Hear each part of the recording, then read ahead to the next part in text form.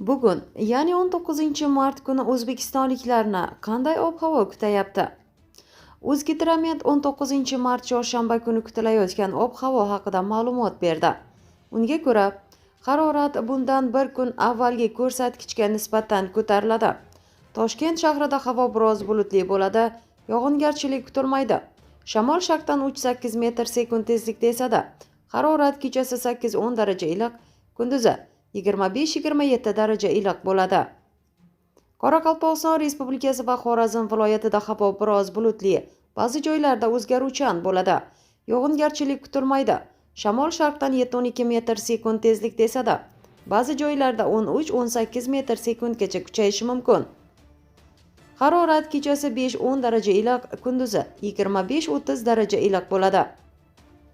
Buxoro va Navoiy viloyatlarida havo biroz bulutli, ba'zi joylarda o'zgaruvchan bo'ladi. Yog'ingarchilik kutilmaydi. Shamol sharqdan 7-12 metr sekund tezlikda esadi.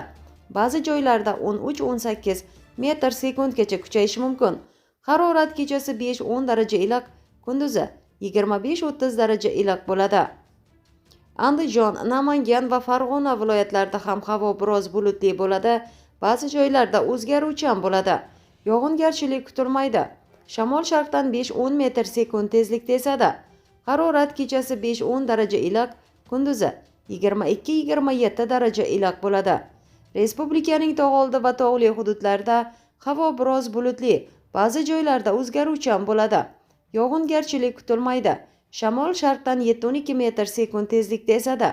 Harorat kechasi 0-5 daraja iliq, kunduzi 12-17 daraja iliq bo'ladi.